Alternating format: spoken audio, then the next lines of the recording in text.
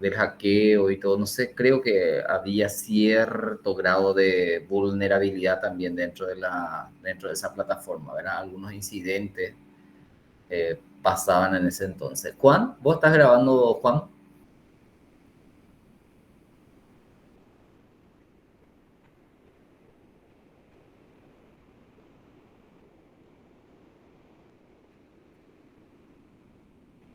Y y ese enlace después me vas a poder compartir y entonces yo puedo subir en la plataforma, ¿verdad? Bueno, bueno.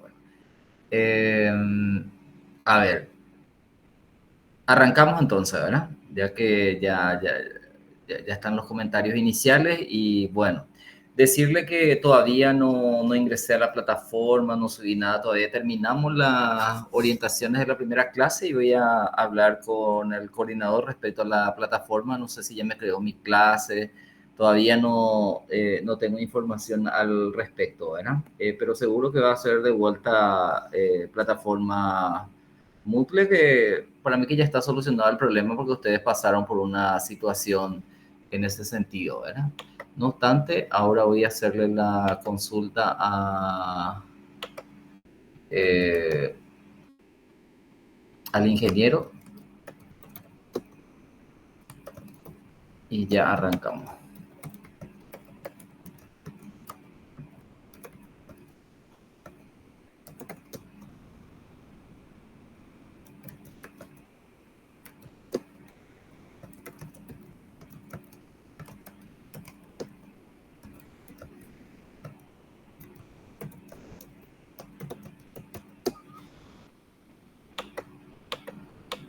Bueno,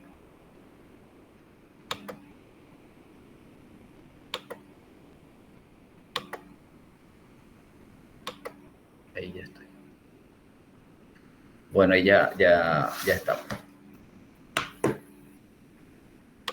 Vamos a arrancar.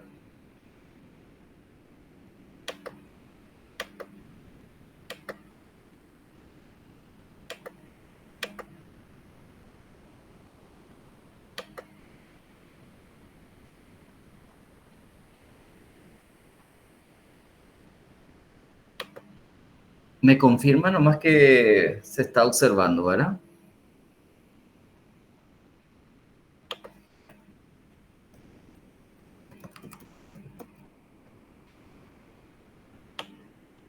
Sí, profe. Sí. Voy a modificarle, porque acá puse mi ciudad en vez de... Voy a pensar que estoy por San Lorenzo.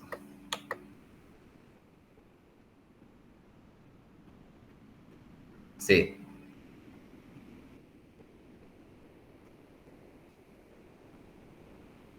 a ver un poco bien. No es tanto así. Primero que nada, el doctorado es una inversión demasiado importante y que de repente uno si elige bien el tipo de doctorado que va a hacer, entonces muy pronto puede tener retorno, incluso durante el proceso ya puede ir generando ingresos para poder pagar todo. El mío fue de 31 millones, así, ya que me preguntaste, te cuento, era 31 millones, era el costo del, del doctorado que yo hice, único pago, y bueno, una sola vez, y antes de defender la tesis era que tenía que estar al día, ¿verdad? O sea, uno puede arrancar y antes de defender la tesis uno paga, o cuando disponga, ¿verdad? En la Universidad Nacional del Este. Hoy día yo creo que ha bajado muchísimo el tema de aranceles después de una no te calle, estaría por 20, por ahí nomás ya. Es el doctorado en educación con énfasis en gestión de la educación superior. Depende mucho. Y la verdad que sí, eh, la universidad, lo que pasa es que primero viene el grado de maestría y luego el doctorado, ¿verdad? O sea, sí o sí hay que hacer maestría. y encima primero te pide una carrera de grado para el doctorado sí o sí, y que tiene que tener la carga horaria, al menos en la Universidad Nacional del Este, ¿verdad? Eh, yo tengo ciencia de la educación y recuerdo que no figuraba la carga horaria y tuve que pedir un nuevo certificado a la universidad y ahí ya figuraba 2.700 horas, que es la cantidad mínima de carga horaria de una carrera de grado, ¿verdad? Pero hoy en la universidad pública ha bajado mucho, ¿verdad? Hay muchas maestrías en las universidades públicas que puedes hacer a distancia. Tenemos 8 universidades públicas y bueno, ya es una opción eso, ¿verdad? Y la UTI también tiene maestría en ciencias de la educación, creo que tiene. Está, Juan, nada vos no vas a vender de lo que vos vas a ir a pagar nomás ya y ya, ya está ya. Al contado y ya está ya. Bueno, vamos a taller de instrumentación 2. Como les mencioné, este es un módulo muy interesante que nos va a ayudar a potenciar nuestros conocimientos didácticos y sobre todo lo que buscamos en la especialización en didáctica es adquirir conocimientos, estrategias, teorías, herramientas que nos pueda permitir pensar en planificar, en diseñar un proceso de enseñanza-aprendizaje, gestionar una enseñanza y sobre todo apuntado a la universidad y sin perder de vista nuestra formación específica que tiene que ver con las carreras de cada uno, ¿verdad? Entonces, fundamentalmente eso, ¿verdad? A ver, un ratito acá. Te voy a sacarle nomás ya luego mi WhatsApp, ahí porque demasiado.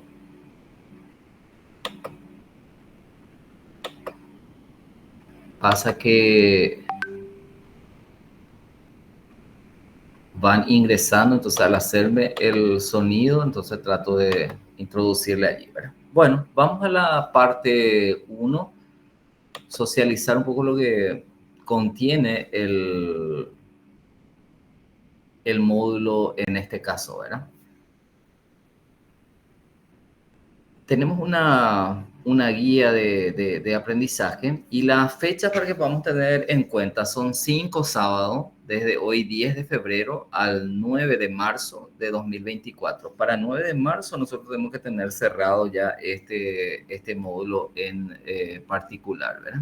¿Qué competencia perseguimos para este módulo? Aplicar diferentes modos de conocimiento que estaba mencionando, cotidiano, científico, académico, para comprender, producir y expresar conceptos, procesos y valores didácticos en contextos profesionales y de la vida cotidiana. O sea, en realidad la idea es poder, todo lo que podamos desarrollar, poder aplicar en cuestiones más prácticas, ¿verdad? Y bueno, y eso es lo que buscamos y sobre todo que vayamos consolidando nuestros conocimientos en relación a la didáctica en sí, ¿verdad? Los objetivos específicos, hablamos de identificar los componentes y recursos. En este caso vamos a definir si va a ser el Google Classroom o la plataforma Moodle, que ya me va a estar confirmando el coordinador seguro, ¿verdad? Vamos a interactuar como grupos. En la primera parte, a partir de hoy, vamos a reflexionar sobre los fundamentos básicos de la educación basada en competencia, ¿verdad? Este es un aspecto muy complejo, empezar a hablar de las competencias, ¿verdad?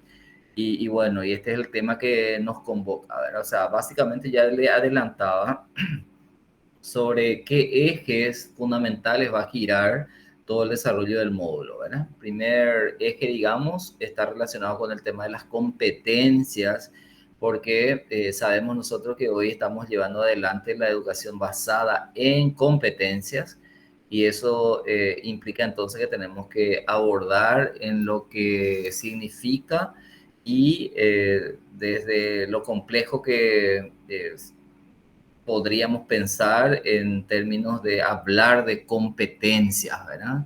es un tema bastante discutido en las últimas décadas aquí en Paraguay. Y bueno, ¿por qué? Porque nuestra educación se basa en competencias, ¿verdad? Desde nivel inicial hasta el nivel universitario.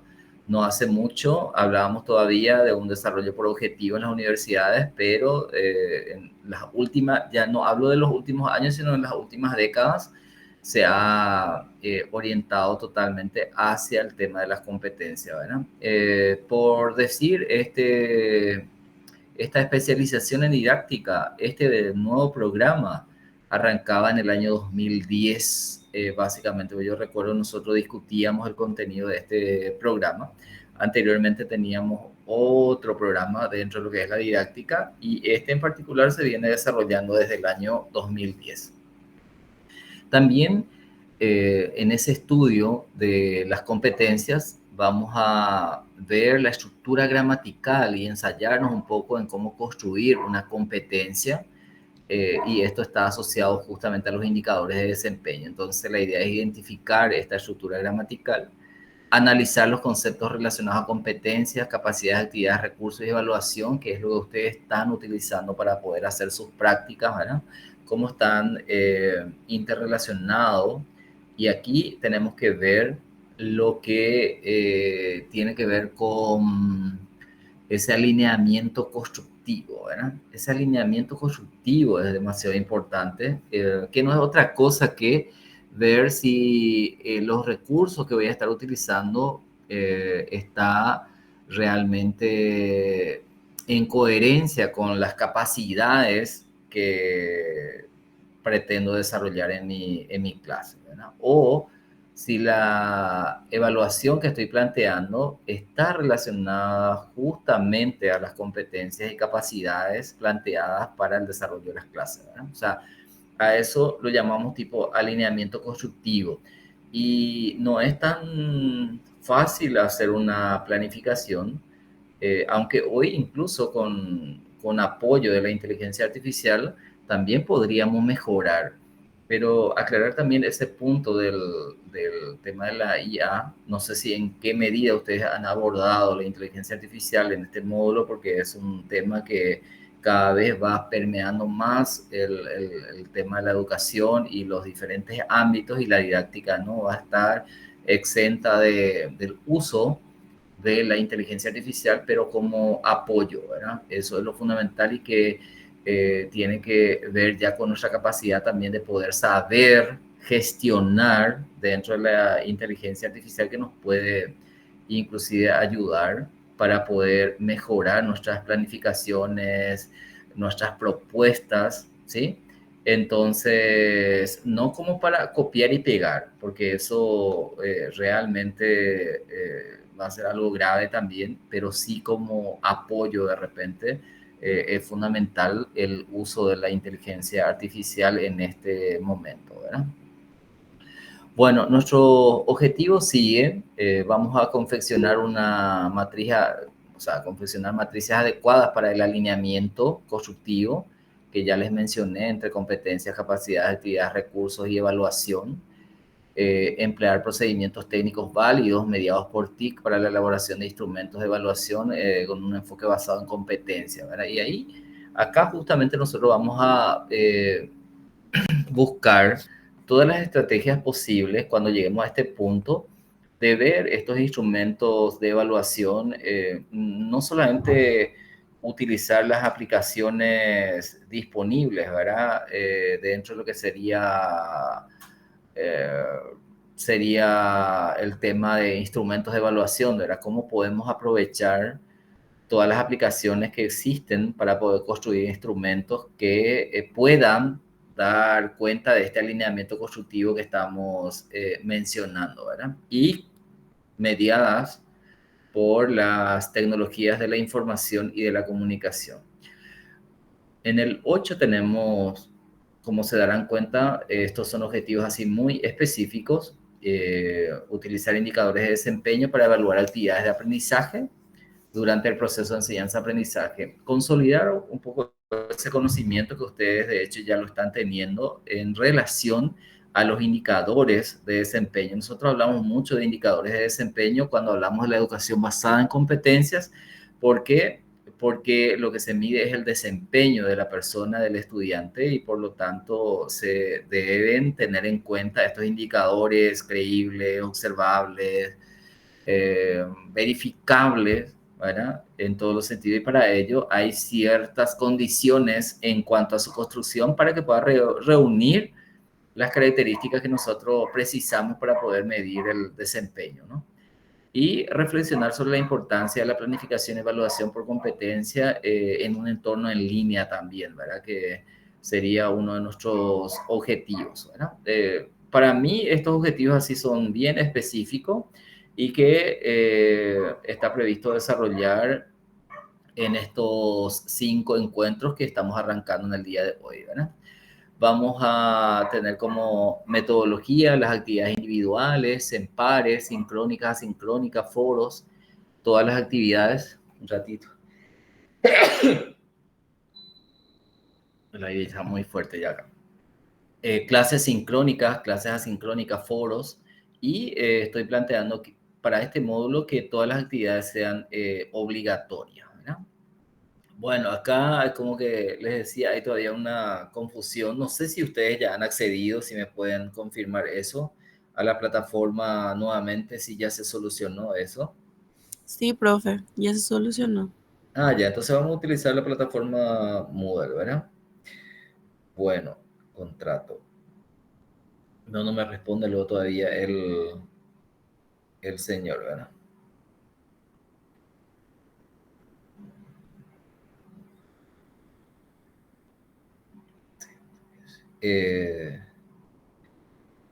Estoy recogiendo también en qué estaban ustedes. Ustedes estaban en este punto también. Fíjense en este objetivo 7.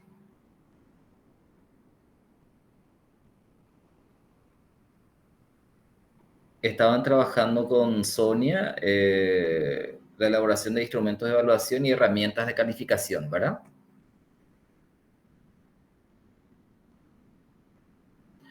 Bueno, y generalmente pues lo que hacemos es que yo ya doy la parte teórica y luego la profe Sonia ya desarrolla esto. Y bueno, y ahora lo estamos haciendo al revés. Seguro que Sonia hizo un esfuerzo más para que realmente pueda desarrollar todo ya este punto en particular. Pero vamos a ir viendo cómo avanzamos. Las tareas, esta vuelta, y este es un dato muy importante, vamos a entregar en un solo archivo, en un solo archivo. Y este archivo se va a denominar mis actividades de taller de instrumentación 2, ¿sí? Entonces, ustedes lo que van a ir haciendo es en un archivo, van a ir guardando cada una de las guías, uno debajo de otro, y con los indicadores todos allí. Y antes vamos a estar fijando una fecha de entrega de mis actividades de taller de instrumentación 2, ¿sí? ¿Se entiende eso, verdad? Las entregas semanales que van a ir haciendo van a ser entregas así parciales, ¿verdad? Pero fundamentalmente en un solo archivo vamos a entregar las actividades de proceso, que voy a ajustar también esta vuelta. ¿Por qué? Porque nuestra evaluación habla de 40-60, ¿verdad? Así es, ¿verdad? 40 de proceso y 60 final. 60, Al revés, 60 el proceso y 40 final, ¿verdad? Sí, porque era que hicimos un trabajo de 30 puntos más 10 puntos, eran 40, 60 puntos, ¿sí? ¿Estamos de acuerdo? Sí, profesor. Bueno, 60-40. 60-40. Entonces, en este archivo vamos a entregar ese trabajo de 60 puntos y vamos a fijar una fecha, generalmente unos días, una semana antes. Voy a mirar un poco a ver qué fecha más o menos tendría que ser. Profe, Sí, decime no. no, con respecto a la entrega de la tarea, la fecha, profe, no había una posibilidad de ponderación, porque hay algunos compañeros, me incluyo, que no hacemos todavía la práctica externa del módulo anterior. Sí podía haber un poco de extensión por la fecha de entrega de las tareas. No, y vamos a establecer una única fecha, licenciado, en el sentido de que vamos a poner para la valoración, estamos hablando, ese es un factor muy importante, el 24.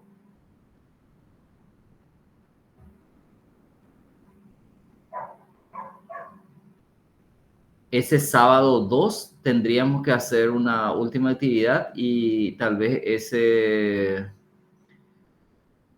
¿Por qué? Porque como ustedes se darán cuenta, a mí me va a estar pidiendo el resultado del proceso porque así únicamente le habilitan a ustedes, ¿verdad? El sábado 2 tenemos que entregar nuestro taller de instrumentación 2, así en un solo archivo. ¿Está bien? Ese día vamos a hacer una actividad y le cargamos nomás ya esa actividad y entregamos ese día el trabajo. ¿Qué les parece? ¿Está bien? 2 de Sí, profe, marzo, entrega mis trabajos de taller de instrumentación 2. ¿Está bien? En un solo archivo. Ustedes ya pueden ir haciendo, pueden ir esta guía 1, por ejemplo, entonces ustedes ya tienen como cargado dentro de este Word, dentro de este archivo que vamos a generar. Bueno, Disculpe, instrumento de... profe. Sí, Vamos a tener entonces un solo Word en un y solo a archivo, uno, sí. así, y a uno entonces terminamos de hacer esa tarea y ya ponemos guiados abajo, copiamos nomás y ahí continuamos. ¿Sería así? Así mismo, Ah, bueno, ok. sí. Bueno, yo creo que en el tema del atraso y compañía ya estamos hablando entonces ahora de que eh, vamos a ir administrando como siempre, ¿verdad? Solamente que el 2 sería la fecha límite por la sencilla razón de que se tienen que valorar todos los trabajos y entregar la planilla de proceso. Eso sí o sí exige la universidad. Bueno, no sé si en la parte organizacional, programa, guía, hay algunas consultas más para hablar un poquitito de la educación basada en competencias.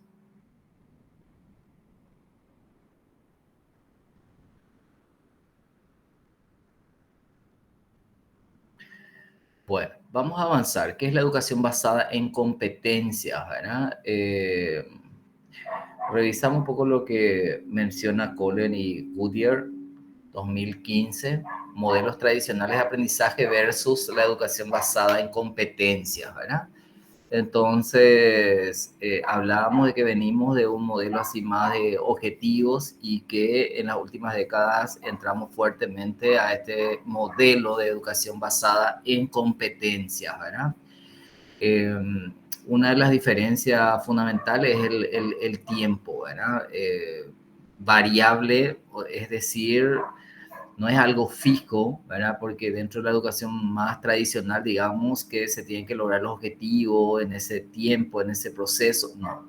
Acá en la educación basada en competencia es muy variable todo. ¿Por qué? Porque hay un elemento central que se lleva en cuenta en la educación basada en competencias, que viene a ser el contexto, ¿verdad? O sea, tiene que estar ligado al contexto. Por eso de repente uno puede ser competente acá en Paraguay, pero no es tan competente en Argentina, por ejemplo, porque es otro contexto, ¿verdad? Y eso puede suceder, por ejemplo, en el caso de derecho. Bueno, las legislaciones de acá, bueno, yo manejo bien como abogado, pero esta legislación que tengo acá en Paraguay no pertenece al contexto argentino y por lo tanto es muy probable que no sea tan competente en Argentina como lo soy aquí en mi contexto. Era una de las características de la educación basada en competencia, era una forma un poco de explicar.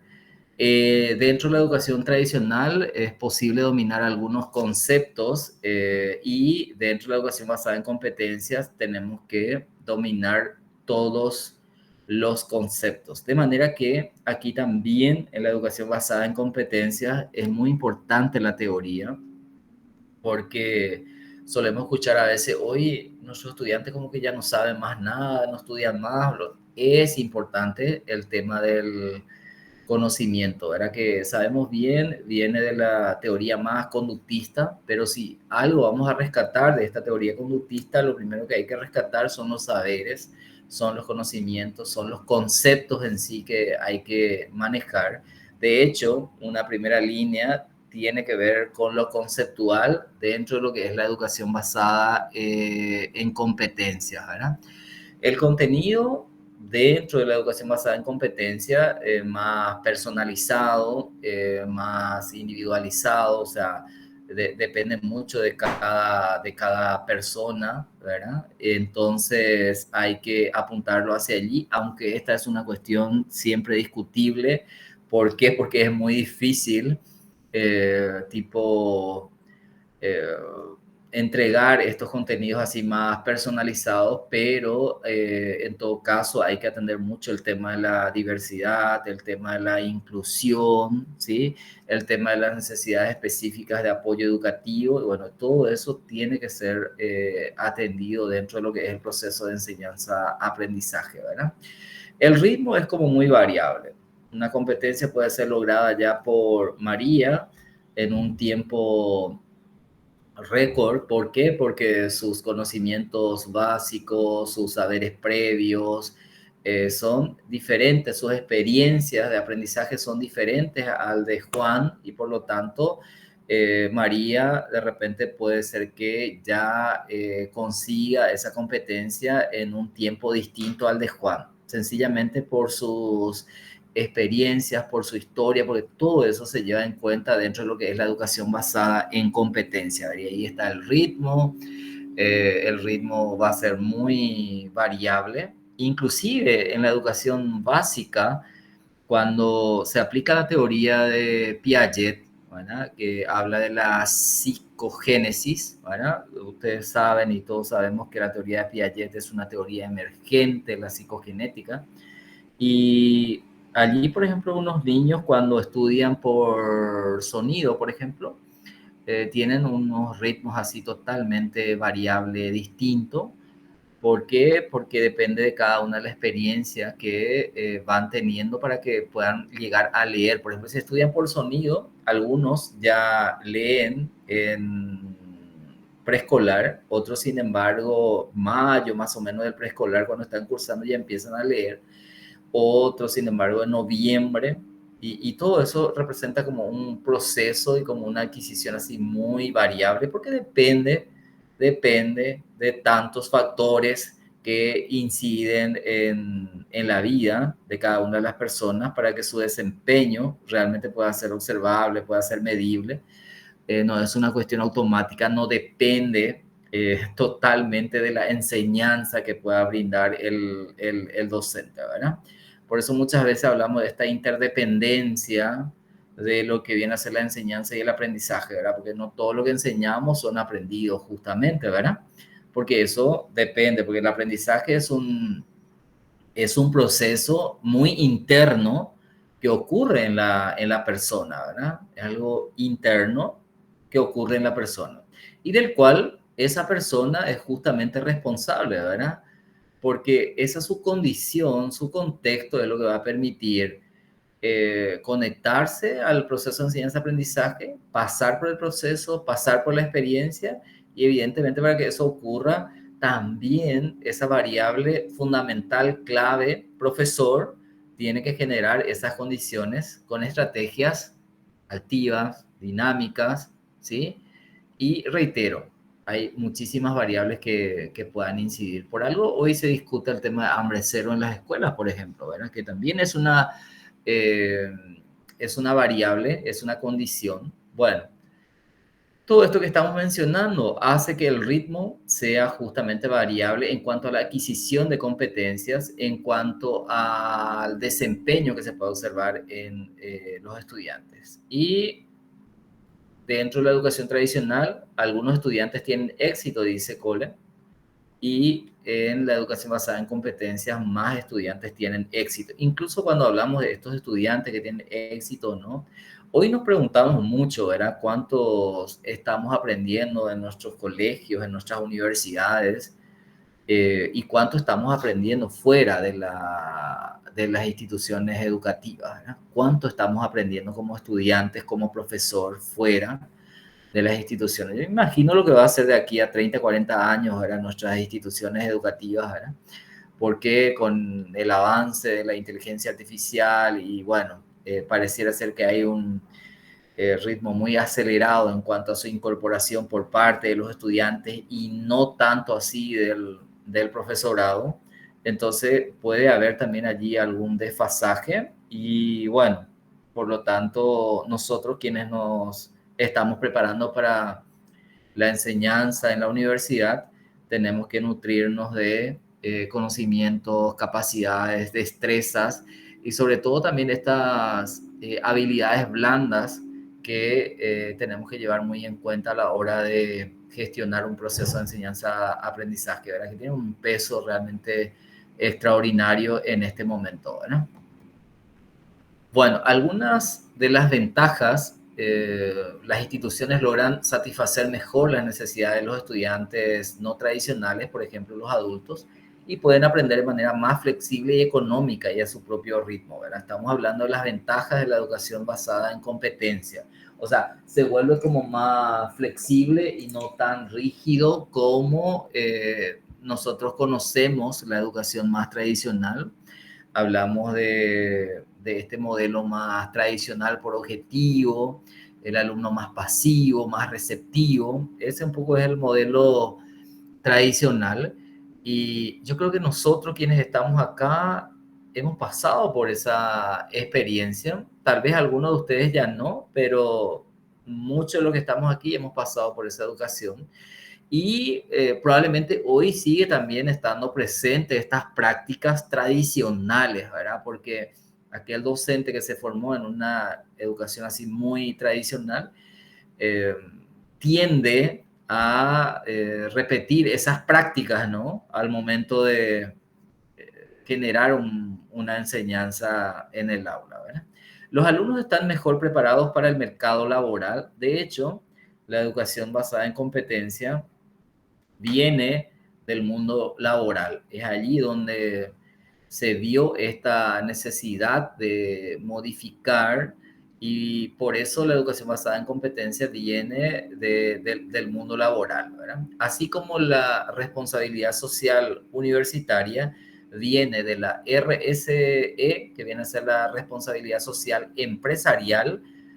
Dentro de la educación basada en competencia también viene esto del mundo laboral. Por lo tanto, la educación basada en competencia se orienta hacia la formación más para el mundo laboral.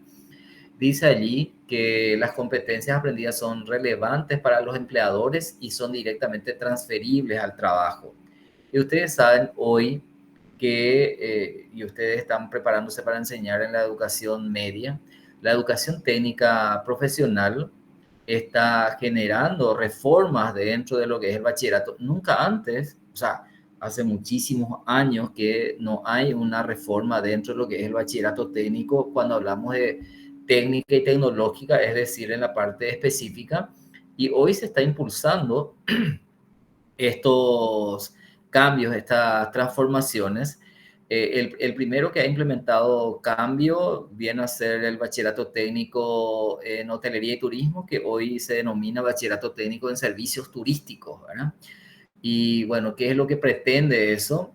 Anclar con los perfiles del catálogo nacional en donde están especificados todo lo que la empresa o el mundo laboral necesita y por lo tanto hay una conexión entre lo que es Ministerio de Educación y el Ministerio del Trabajo, y eso se conecta con el SNPP y con SINAFOCAL, sobre todo también el SNPP, en donde van trabajando los perfiles profesionales y que en base a esos perfiles profesionales se desarrollan los programas de estudios basados en competencias dentro de lo que es el bachillerato técnico y se establecen las familias, ¿verdad? Hablamos de la familia hospitalidad y dentro de la familia hospitalidad, entonces tenemos el bachillerato técnico en servicios turísticos, en servicios gastronómicos, en servicios de alojamiento, por citar algunos bachilleratos, o dentro de lo que sería la familia ELEL, en donde hablamos de electricidad, electromecánica, como bachilleratos técnicos, o el ADIL, que es una familia que se va conformando. Entonces hablamos ahí de administración de negocios, contabilidad, toda esa línea están dentro de esa familia. Y decirle a ustedes que el Ministerio de Educación ha postergado nuevamente el cambio o la reforma dentro de estos bachilleratos por un año más. O sea, a partir del 2025 se empiezan a dar continuidad a las reformas de estos bachilleratos. Reitero, el único que se está reformando en este momento dentro de lo que serían sus planes específicos es el bachillerato técnico en hotelería y turismo, y que pasa a denominarse servicios turísticos. Y estamos, digo yo, porque yo soy uno de los que formo parte del plan, porque ofertamos bachillerato técnico en servicios turísticos en el centro donde yo trabajo.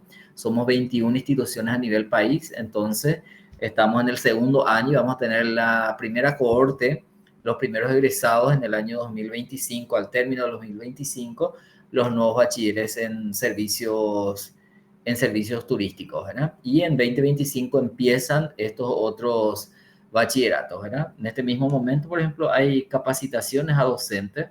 Hay una universidad que ayer estaba iniciando la capacitación a estos profesores. Bueno, ¿por qué menciono esto? Porque estamos hablando del tema del mundo laboral y cómo se viene trabajando esto dentro de la educación basada en competencias. Hablamos de la educación media y hablamos también de la educación universitaria. Como nuestra didáctica es especialización en didáctica y le habilitan a ustedes para poder enseñar la secundaria, o sea, era un momento importante para poder mencionar esto que estoy señalando en esta presentación.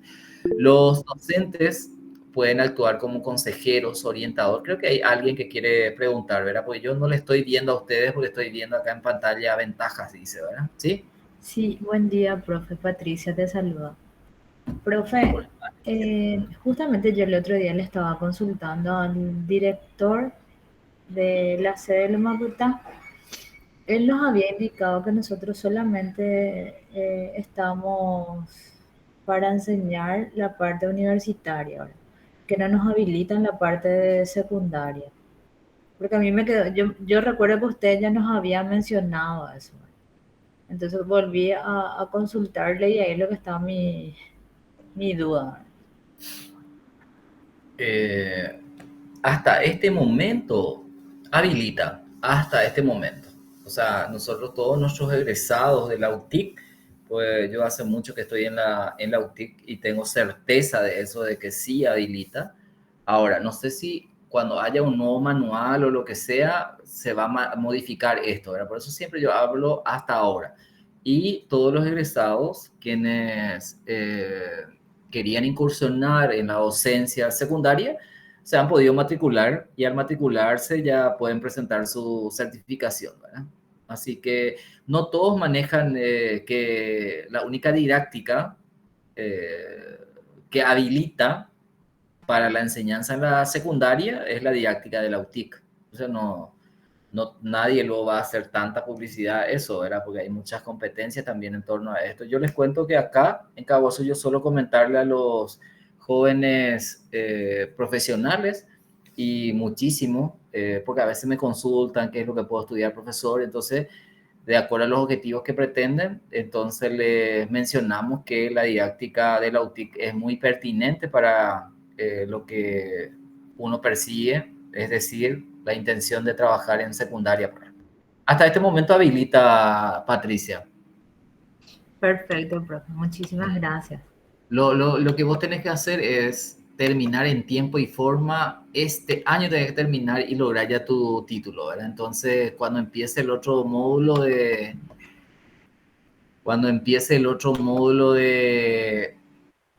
práctica investigativa, uno, no perder el tiempo y hacer la monografía, ¿verdad? La monografía que lleva un tiempo, primero que tiene que presentar un formulario y ahí se tienen que aprobar los distintos temas, los objetivos y consecuentemente el desarrollo de esa monografía, ¿verdad? Y su desarrollo lleva un tiempo, se presenta esa monografía y va para lectura. O sea, tienen que poner mucha atención ahora cuando empiece práctica investigativa 1, ¿sí? Y bueno, vamos a seguir. Los docentes pueden actuar como consejeros, orientadores y mentores y contribuyen activamente a la persistencia de los alumnos y a demostrar el dominio de las competencias, ¿verdad? Berenice McCarthy, que creo que le di yo un video de ella, el ciclo del aprendizaje, que ella hablaba mucho de ese tema. Ella utiliza un término así que a mí me gusta porque dice que el docente debe ser un entrenador, ¿verdad? O sea, un coach. Así que un poco nuestra función, pero que sigue siendo clave dentro de lo que es el proceso de enseñanza-aprendizaje. Algunos dicen, bueno, los protagonistas tienen que ser los estudiantes y no el profesor. Y bueno, en eso coincidimos, pero para que el alumno sea protagonista, que pueda ser protagonista, depende mucho de qué es lo que nosotros vamos a estar proponiendo. Definitivamente, la clave, como decía el doctor Gerardo Sánchez, la clave es el profesorado. ¿Alguien desea opinar? Porque escuché ahí un ruidito. Juan.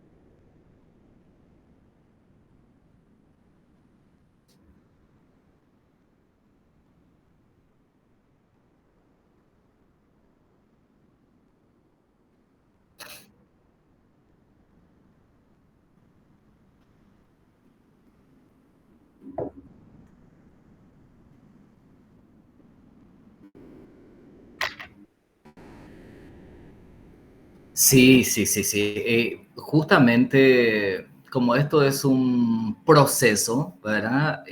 Las prácticas en sí del profesorado, eso demuestran las teorías, las investigaciones, las prácticas del profesorado son muy resistentes al cambio. Somos muy resistentes al cambio porque es muy cómodo seguir haciendo lo mismo, ¿verdad? Por eso se habla mucho del tema de la planificación del profesorado del 2019 que sigue vigente en el 2024, ¿verdad? Incluso algunos le cambian nomás la fecha, fotocopia eso y sigue. Entonces, son prácticas así muy difíciles de modificar y que hay que trabajar muchísimo, ¿verdad? Yo sí les cuento lo que pasó en temas de pandemia, lo difícil que fue, y ustedes también lo saben seguro, ¿verdad?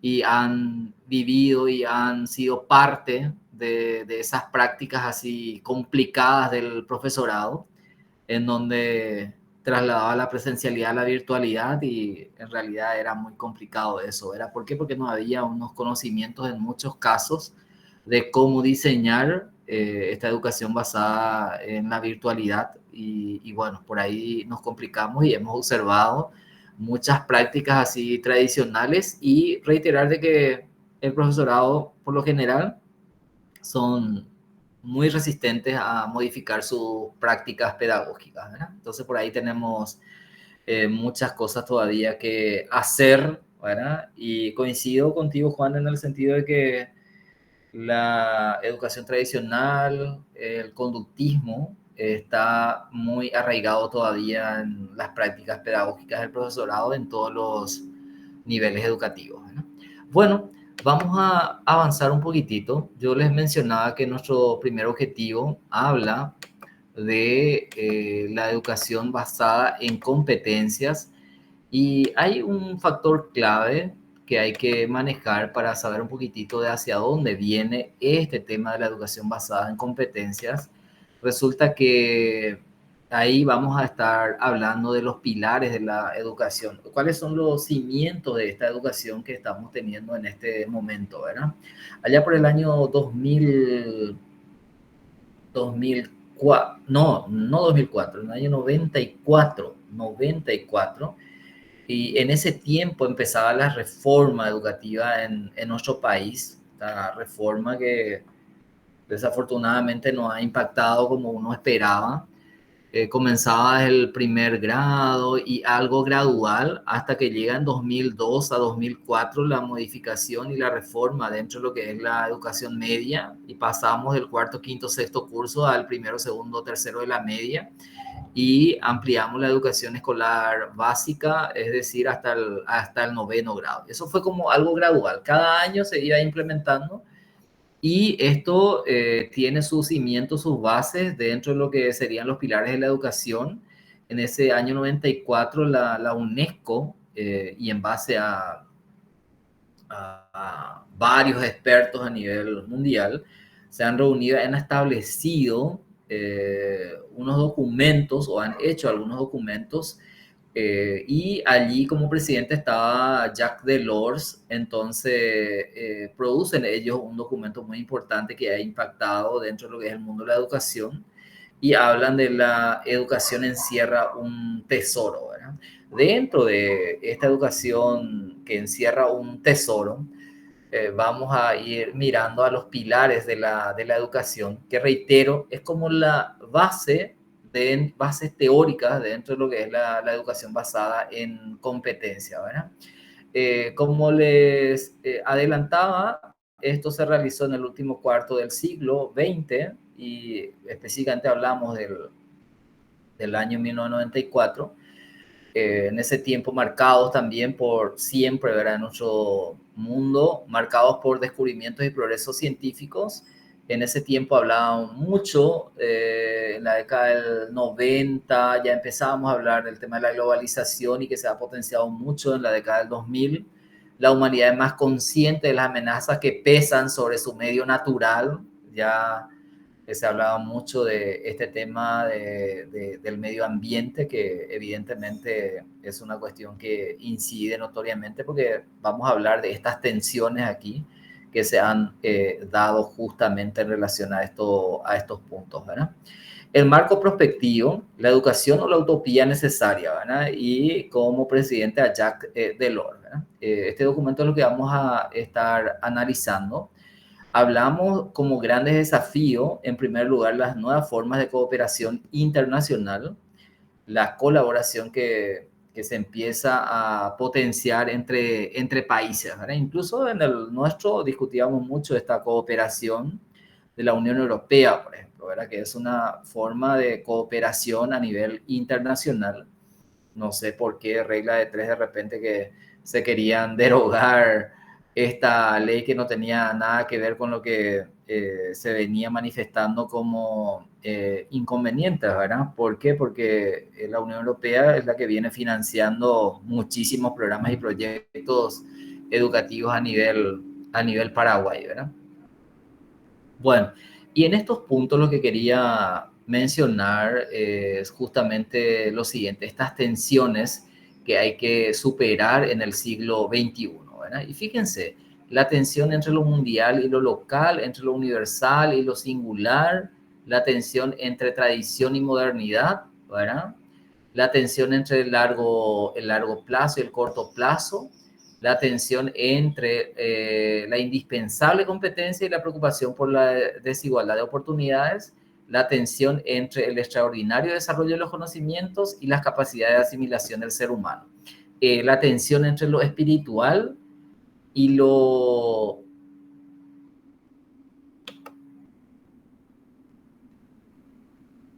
material, ¿verdad? Bueno, vamos a ver. En relación a esta primera tensión, vamos a interactuar un poquitito más de tal manera que no sea muy aburrido. ¿Qué pudieran pensar ustedes en este tema de la tensión entre lo mundial y lo local? ¿Sí? A ver si alguien... ¿Qué es lo que se da en temas educativos? Sí, adelante, habla nomás.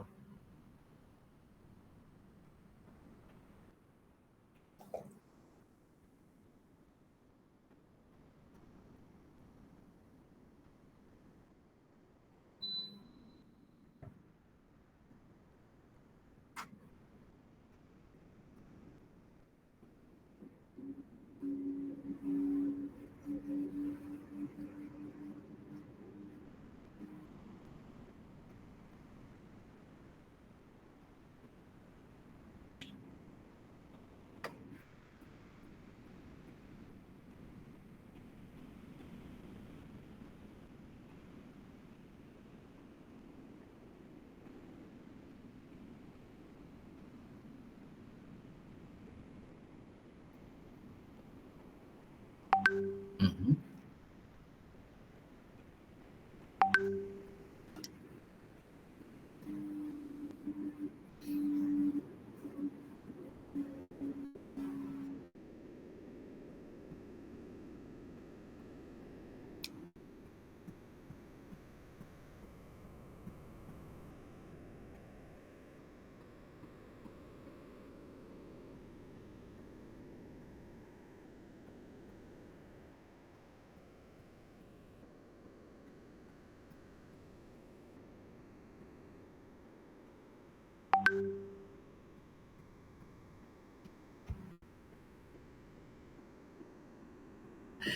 Para mí, radiografiaste perfectamente lo que tiene que ver con la tensión entre lo mundial y lo local, ¿verdad? Porque evidentemente en este siglo XXI tenemos la globalización con todo lo que sería su apogeo, ¿verdad? Y eso hace que exista una constante tensión y entre lo que serían las influencias que estabas mencionando, las decisiones a nivel mundial y las necesidades y los valores locales, ¿verdad? O sea, está también este tema de la interconexión global que te puede ofrecer oportunidades. Hoy puedes viajar más fácilmente, puedes ir a estudiar en otro sitio, oportunidades, beneficios, pero que también puede amenazar esto que estabas mencionando, la cultura, la autonomía local, ¿sí? Y nos estamos dando cuenta de que esta tensión se manifiesta en debates sobre política, sobre lo que dijiste, economía, cultura, y si agregamos allí el tema de medio ambiente, y estas decisiones globales llegan a afectar profundamente las realidades locales, y bueno, y viceversa, estas decisiones locales también afectan al mundo global. O sea, esta tensión lo estamos teniendo, y bueno, esto ya se veía venir a partir de las propuestas de Jacques Delors dentro de lo que es la educación encierra un tesoro, a partir de esta discusión de la educación basada en competencia, ¿verdad? Bueno, tensión entre lo mundial y lo local, un tire y afloje allí, ¿verdad? Entre lo universal y lo singular, la tensión entre lo universal y lo singular, ¿verdad? Y bueno, aquí habría que hablar mucho de este tema de un equilibrio o la falta de un equilibrio entre lo que serían los principios, valores, normas universales que se aplican a todos y este reconocimiento que tiene que ver con la diversidad y la particularidad o singularidad de cada individuo, ¿verdad? Eh, por un lado, esta búsqueda de principios así universales puede promover la cohesión social y la justicia global, digamos, ¿verdad? Pero puede ignorar estas culturas más particulares, más contextuales, ¿verdad? En contraste justamente a la valoración de lo singular, que puede fomentar la diversidad y el respeto el respeto a las diferencias, ¿verdad? Pero puede conducir a conflictos de normas universales, incluso del tema de derechos humanos. O sea, hay esta tensión que hay que entenderlo, que hay que considerarlo dentro de lo que es nuestra educación. O sea, nosotros no podemos estar enseñando sin incluir todo el contexto o todo lo que implica la globalización o en dónde estamos situados en el momento en que estamos reflexionando sobre el tema educativo, ¿verdad? Entonces, estas tensiones están como muy presentes y que ya a finales del siglo XX ya se pensaba que estas tensiones, y estamos ahora en el año 2024, ¿verdad? Y estas tensiones como que se está haciendo muy presente, que ya se veía venir, y otros más, ¿verdad? Porque tal vez no se hablaban tanto del tema de la inteligencia artificial y el tema de la, no sé, hay que mirar un poco el tema del medio ambiente, que se viene discutiendo desde hace bastante tiempo y que realmente es preocupante. Es muy preocupante porque hoy, no sé, en Paraguay las temperaturas realmente en el verano es impresionante, ¿verdad? Cosa que no vivíamos anteriormente, ¿verdad? Entonces estamos hablando de un deterioro y cómo la educación tiene que intervenir en estos puntos es fundamental, ¿verdad? Bueno, hablamos también de la atención. Ustedes pueden interrumpir también y aportar sus ideas, mencionar. En el punto 3 hablábamos de la tensión entre la tradición y la modernidad, ¿verdad? No sé, esto es un dilema, digamos, entre la tradición y la modernidad, nuestras prácticas, nuestras creencias, nuestros valores tradicionales que venimos, no sé, que son arraigados en la historia, ¿verdad? Y bueno, y empezar a abrazar los cambios y avances propios de la modernidad, evidentemente que crea una tensión, ¿verdad? Porque la tradición en sí es como que nos da mucha estabilidad, diría yo, ¿verdad? Mucha continuidad cultural, un sentido de identidad. Y lo que hace la modernidad es generar progreso, apuntar a la innovación, ¿sí? Y tratar de adaptarse a nuevas realidades, ¿verdad? Y en este siglo XXI se manifiesta esta tensión en los debates de conservación que estábamos hablando cultural, y ni qué decir en este punto del desarrollo tecnológico. Y si agregamos a esto roles de géneros, las formas de gobiernos, entre otros aspectos que son centrales dentro de lo que es la tensión entre tradición y modernidad, ¿verdad? Luego hablamos de la tensión entre el largo plazo y el corto plazo, ¿verdad?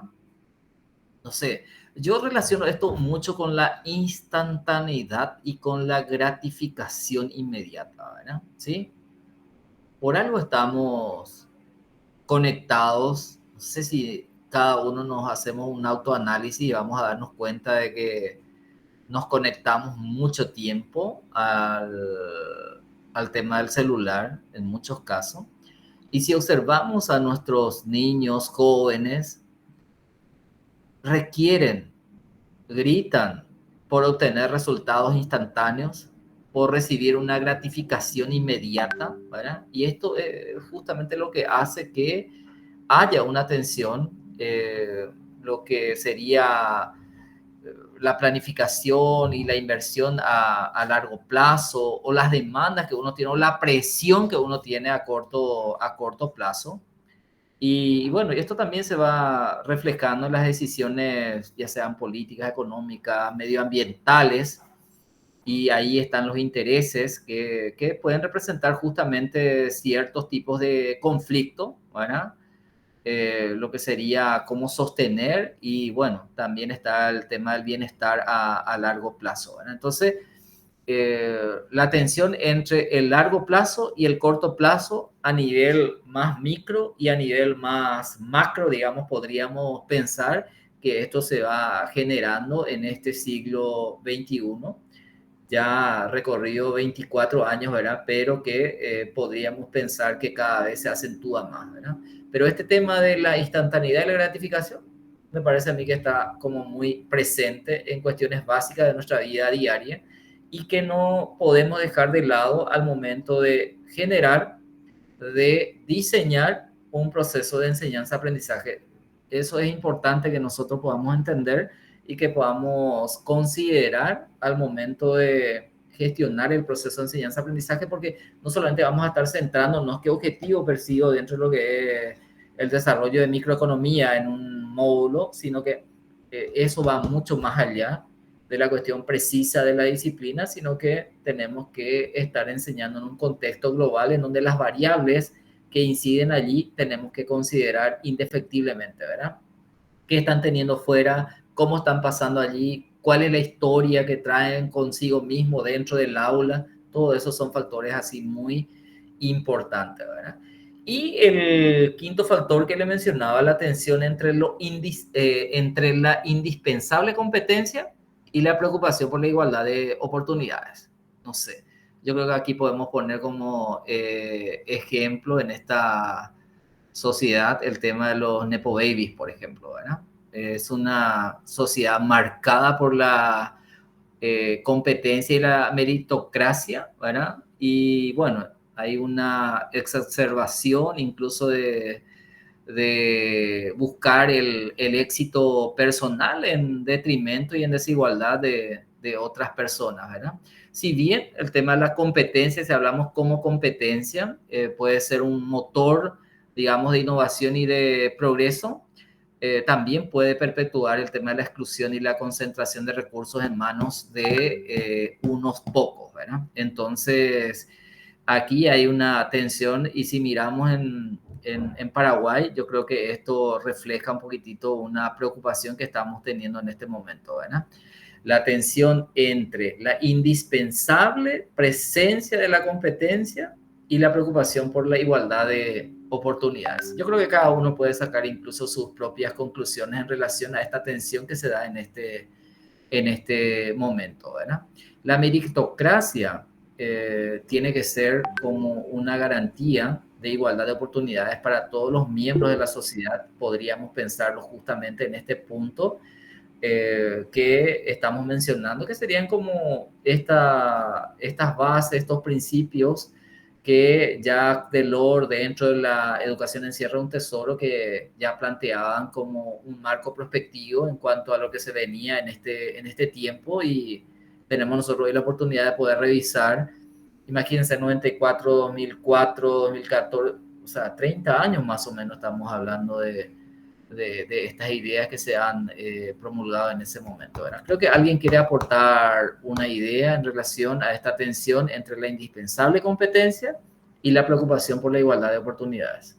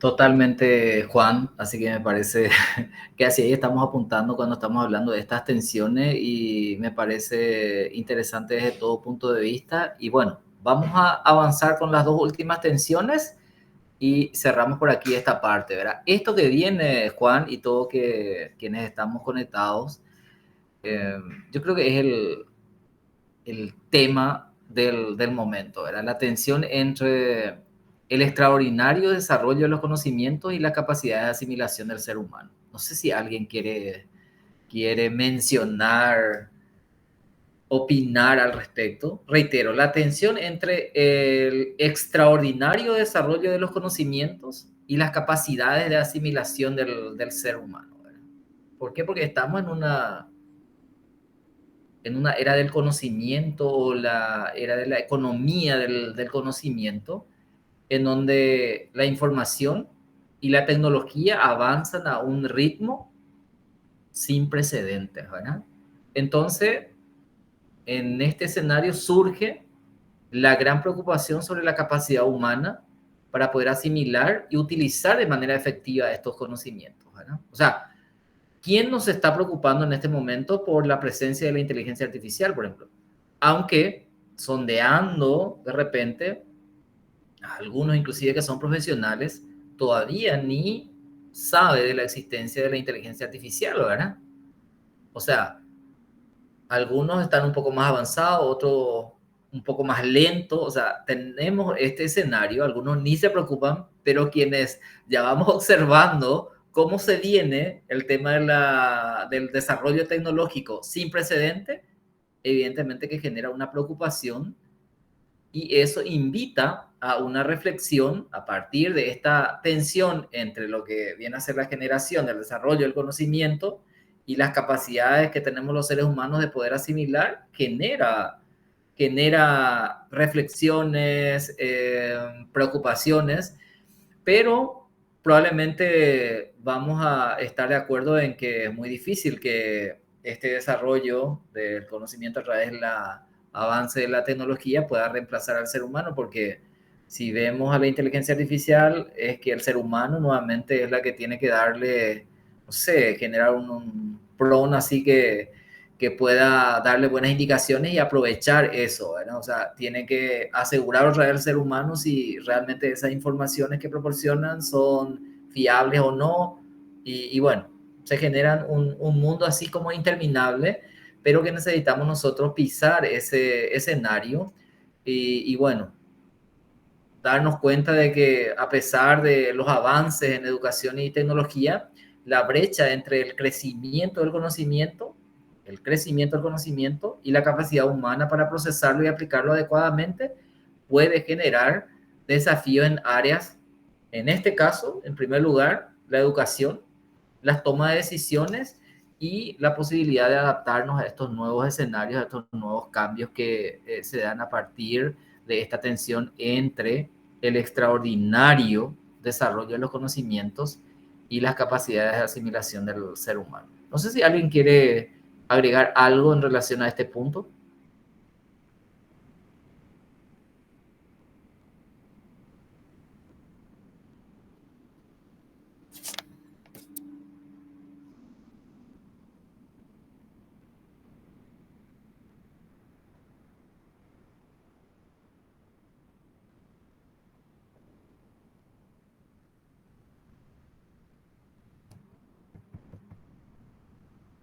Bueno, seguimos. Lo último, y esto sí ya dejo a cargo de alguno de ustedes, la tensión entre lo espiritual y lo material. Sería el último punto que vamos a abordar en relación a las tensiones que ya se veía venir en este siglo XXI, entre lo espiritual y lo material. ¿Qué dicen ustedes en relación a esta tensión?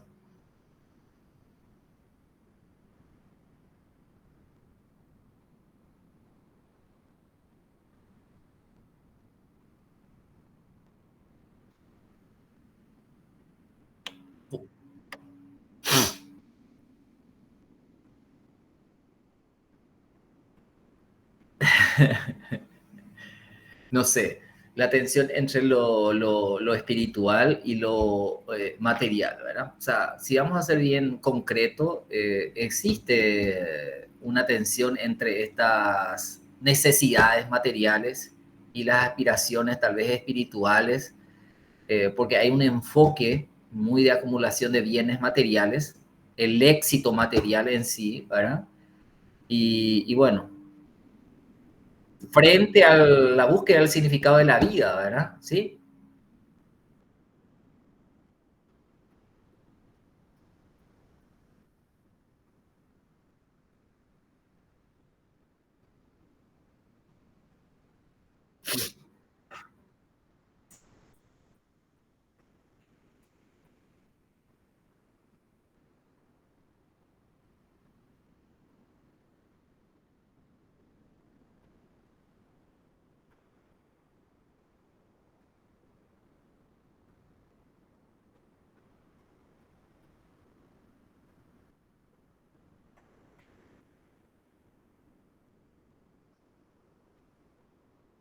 Es un sistema, sí.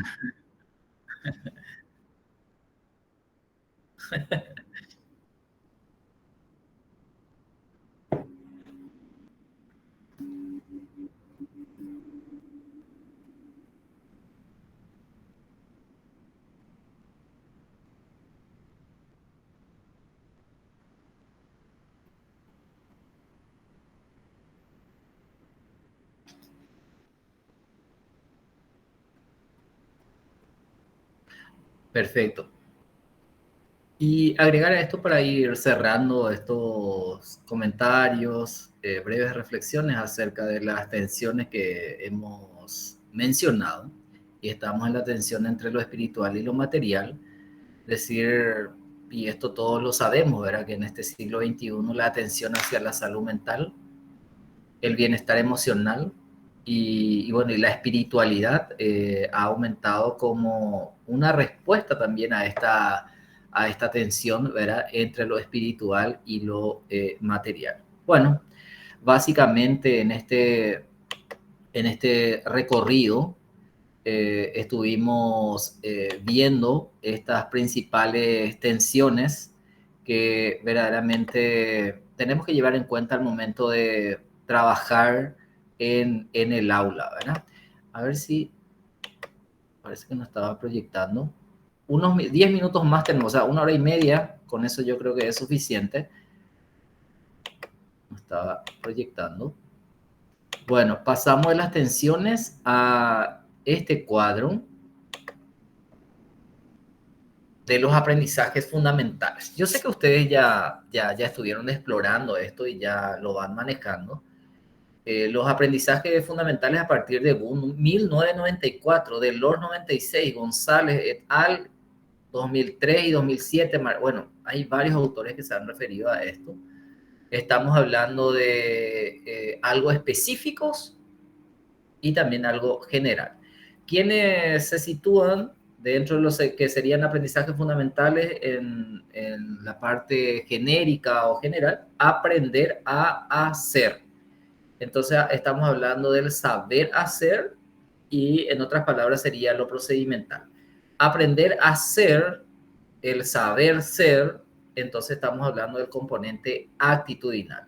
Cuando hablamos de algo bien específico, hablamos del aprender a conocer, que viene a ser el saber, aprender a vivir juntos, el saber a estar, dice, ¿verdad? Entonces estamos hablando de aprendizajes fundamentales que se tienen en cuenta a partir de la formulación de la educación encierra un tesoro en esa reunión, en ese encuentro en donde se han recopilado y se han formulado estas políticas que hasta ahora está impactando muy fuertemente dentro de lo que es la educación basada en competencia. ¿Verdad? Y ya dice Tuning, ¿verdad? Que vamos a ir descubriendo también, porque les voy a proponer un material para que puedan revisar el proyecto Tuning para América Latina, en donde se establecen las principales competencias básicas o capacidades básicas que nosotros como países de América Latina tenemos que adquirir como capacidad y como competencia, ¿verdad?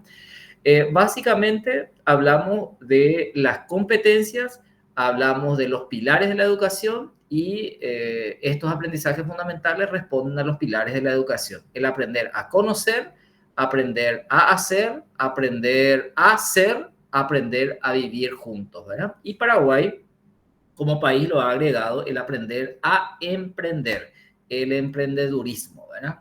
Como factor también o como pilar también dentro de lo que es la educación en Paraguay.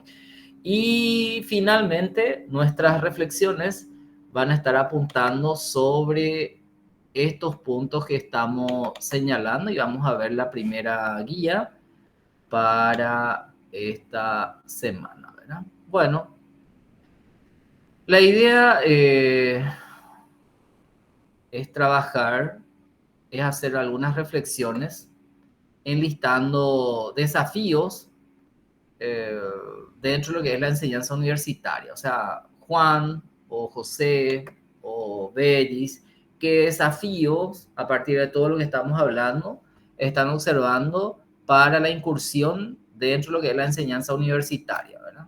Decime, Juan, ¿qué te parece que es uno de los grandes desafíos para vos como profesional dentro de lo que sería tu trabajo en la enseñanza universitaria? Yo sé que ya estás trabajándolo, pero ¿qué desafíos tenés, por ejemplo?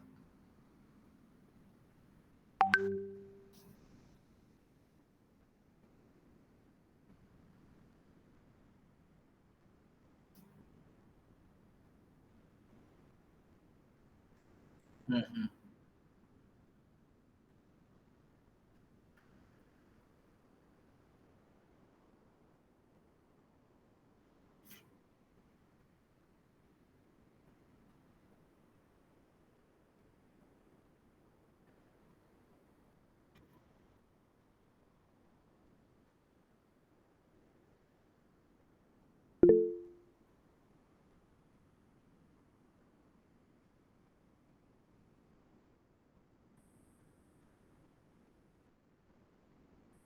Bueno, y así como Juan está reflexionando de lo que necesitamos colocar, enlistar 5 desafíos dentro de lo que es justamente la incursión en el ámbito de la enseñanza universitaria, ¿verdad? Que hoy estamos sintiendo, que hoy estamos percibiendo, que hoy estamos notando, ¿verdad?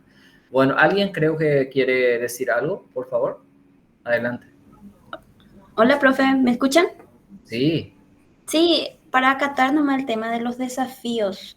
Yo, por ejemplo, particularmente no estoy todavía adentrándome de lleno en el tema de la educación, pero en mi práctica lo que pude percatar para acotar es que los alumnos, digamos que esa atención pierden así en un segundo, o sea, te prestan, te miran, fijamente, pero parece que se desconcentran rápidamente.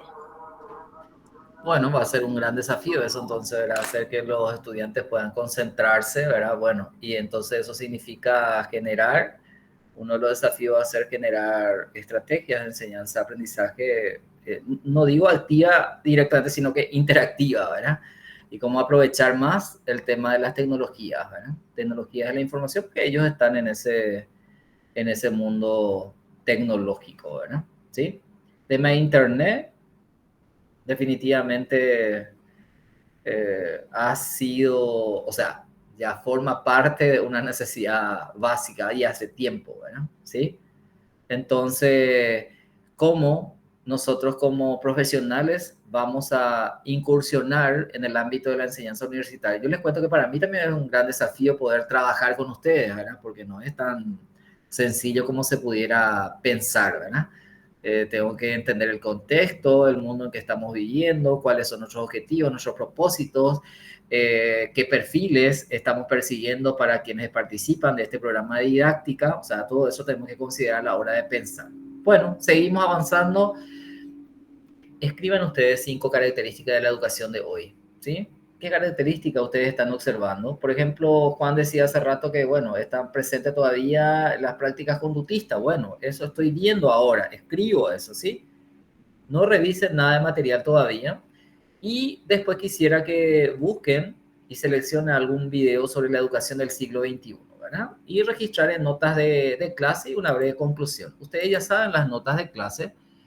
Observo el video y veo una frase así muy significativa, un párrafo, escribo eso. 5 de esos párrafos y luego hago una pequeña conclusión acerca del video, ¿verdad?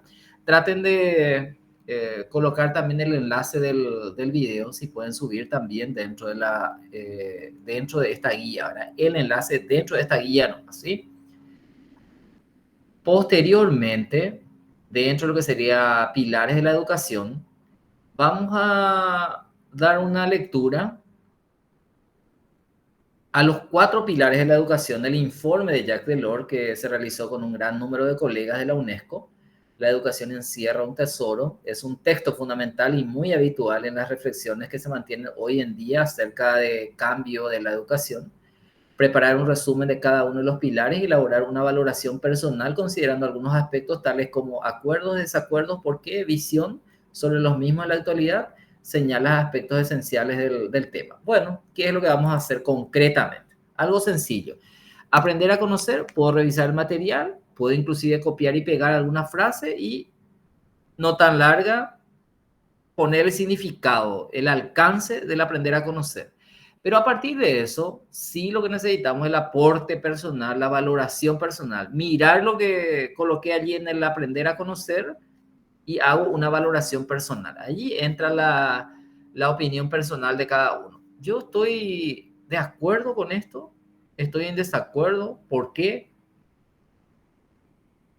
¿Qué visión estoy teniendo sobre el conocimiento en este momento? ¿Verdad? ¿Puedo mencionar un aspecto esencial o los aspectos esenciales del aprender a conocer? Entonces tenemos acá, aprender a conocer, aprender a vivir juntos, van a ir encontrándolo. Aprender a hacer,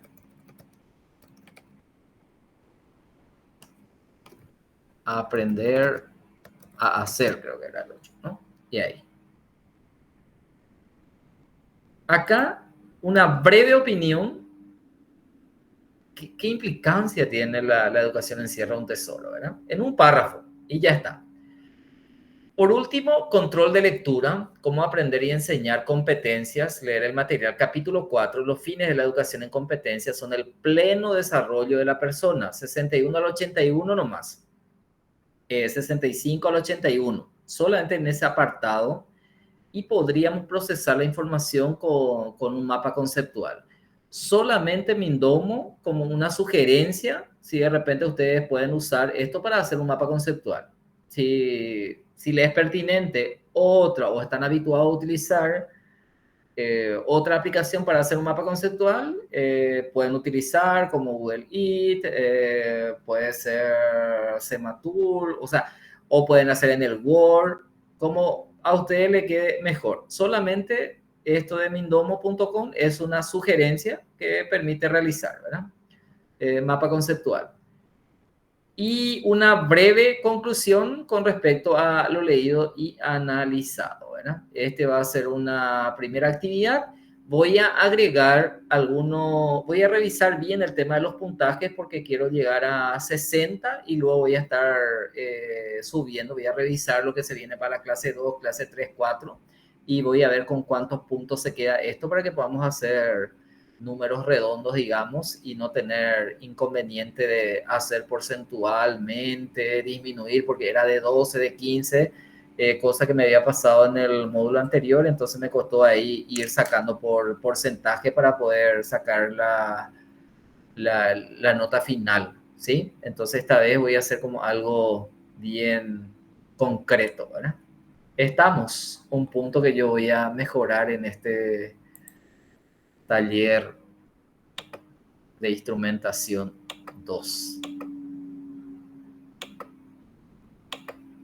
9:32, 1 hora y media. Hemos concluido aquí nuestra actividad de esta mañana. No sé si hay alguna consulta mientras encendemos nuestras cámaras. Como siempre, la idea es sacar una foto grupal. Bueno, ¿Consultas? Por mi parte, nada, profe. Yo sí, profe, para la entrega de trabajo, entonces ese va a ser hasta esa fecha a tope que nos diste, todo va a Hasta ser... el 2. Hasta el 2 en un solo archivo van a poder subir todas las tareas. Ujú. Así Y que ese- ustedes ya van a ir trabajando, habilitan un archivo con la denominación Mis actividades de taller de instrumentación 2, entonces fecha y nombre, y ya van colocando esta primera actividad, ¿sí? Y ese de las entregas parciales que mencionaste, entonces no entra esta Esas actividad. son entregas así. Ustedes van a ir haciendo esas entregas parciales como serían tipo formativas, ¿sí? Comprendo. Por Gracias. ahí nomás yo me doy cuenta que sí aparecen las tareas de ustedes y bueno, han seguido semana por semana, entonces podemos ver como un comodín eso, era ese proceso formativo, ¿sí? Comodín significa que, mira que acá le faltó un punto, pero veo que hizo 4 entregas así cada semana como iba siguiendo el proceso, entonces podemos también mirar la plataforma. Pero reitero, es más formativo que cualquier otra cosa. Bueno, y vamos a estar durante el día interactuando, voy a ver el tema de la plataforma, yo les voy a ir comunicando una vez que esté todo, ¿verdad? Voy a subir todos los materiales, las guías y listo. Bueno, enciendan sus cámaras todos los que puedan. A ver, esa Cintia, ¿dónde lo que está, Ina? Ahí Espérame está, que sí.